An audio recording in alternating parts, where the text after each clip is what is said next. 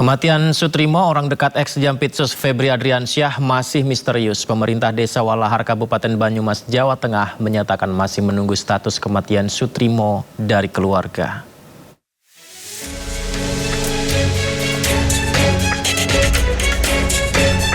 Kepala Desa Walahar Narsim mengatakan Sutrimo merupakan warga Desa Walahar, namun selama bertahun-tahun Sutrimo diketahui lebih banyak berada di luar daerah karena bekerja di lingkungan Jampitsus. Sehingga aktivitas kesehariannya di desa tidak banyak diketahui oleh masyarakat maupun pemerintah desa. Hingga saat ini pemerintah Desa Walahar juga belum mencatat secara administratif peristiwa meninggalnya Sutrimo. Hal tersebut karena pihak keluarga masih belum menyampaikan laporan resmi kepada pemerintah desa terkait status kematian yang saat ini ramai diberitakan di berbagai media. Belum data kalau di aparat desa. Belum. Iya. Artinya dia tapi warga sini, Pak. Warga sini. Belum didata dari meninggal warga sini meninggal di mana itu. Sudah masuk ke kelurahan sini. Belum masuk karena orangnya kayak masih itu disuruh ke desa aja masih trauma. Oh, keluarganya? Iya. Oh, berarti keluarganya belum sama desa itu belum komunikasi yang ini ya? Sudah komunikasi tapi kayak sekarang udah kayak tertutup. Di telepon Pak Cari aja sudah tertutup banget itu. Pada misteri kematian Sutrimo, kepolisian terus mendalami kejanggalan di balik meninggalnya Sutrimo. Polda Metro Jaya kini melibatkan pusat laboratorium forensik demi membongkar teka-teki kematiannya. Dalam olah TKP, tim penyidik mengambil sejumlah sampel untuk pemeriksaan laboratorium lanjutan.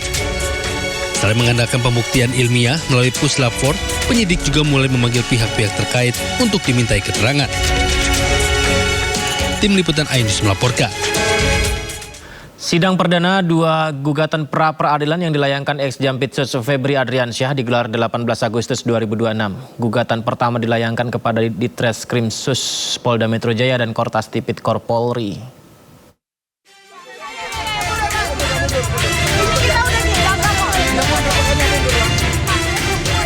Sidang perdana dua gugatan pra-peradilan yang dilayangkan mantan Jaksa Agung Muda Tindak Pidana Khusus atau Jampitsus Febri Adriansyah dalam kasus dugaan tindak pidana pencucian uang sudah dijadwalkan Pengadilan Negeri Jakarta Selatan.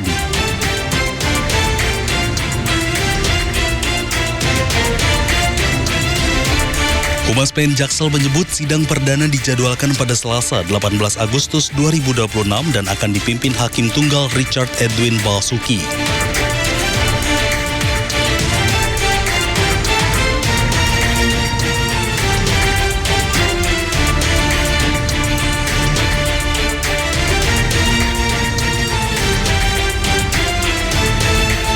Pihak termohon yakni Direktorat Reserse Kriminal Khusus atau Ditreskrimsus Polda Metro Jaya, Kops Pemberantasan Tindak Pidana Korupsi atau Kortas Tipikor Polri, dan Direktorat Penyidikan Jaksa Agung Muda Tindak Pidana Khusus atau Jampitsus.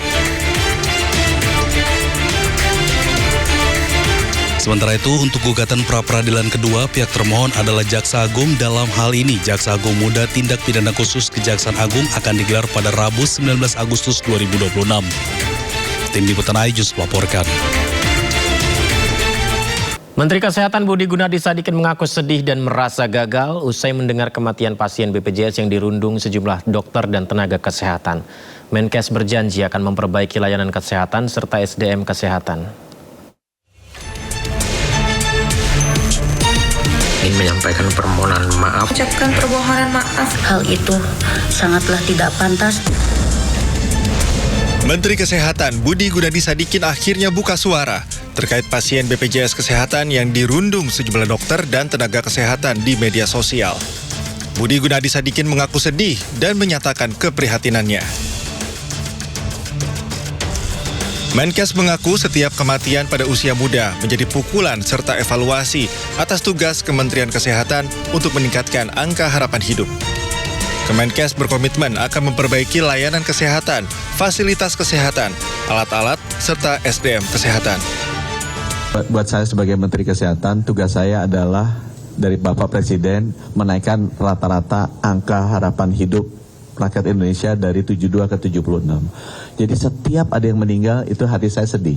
Apalagi kalau meninggalnya muda, saya merasa saya sebagai Menkes tuh gagal kok teman-teman kita tuh ada yang meninggal muda. Jadi harusnya memang kita usahakan memberikan layanan terbaik lah agar mereka bisa usianya lanjut sampai ke 76.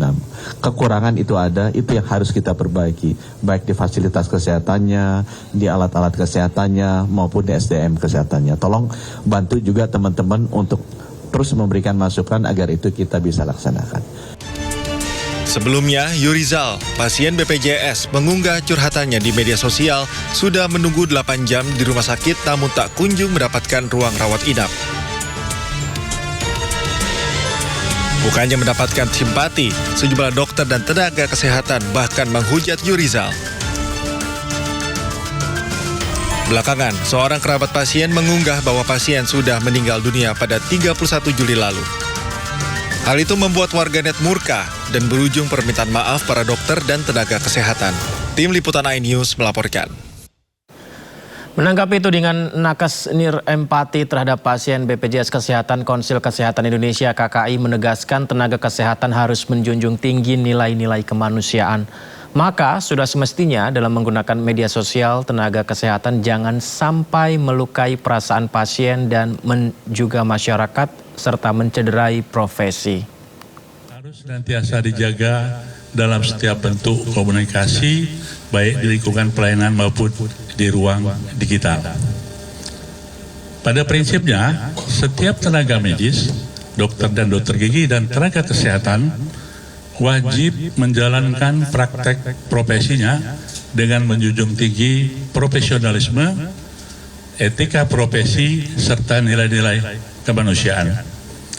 Penggunaan media sosial juga harus dilakukan secara bijaksana dan bertanggung jawab dengan menghindari pernyataan yang dapat melukai pasien, keluarga pasien, dan masyarakat, maupun menurunkan kepercayaan terhadap profesi named maupun nakes.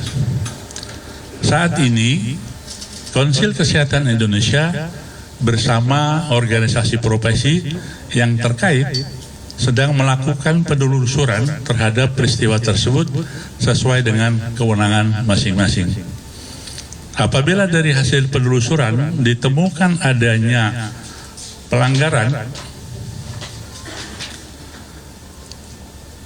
akan ditindaklanjuti sesuai dengan ketentuan peraturan perundangan yang berlaku. Selain itu, Konsil Kesehatan Indonesia berkoordinasi dengan institusi pendidikan serta fasilitas pelayanan kesehatan dan pemerintah daerah tempat yang bersangkutan menjalankan pendidikan maupun dia bekerja,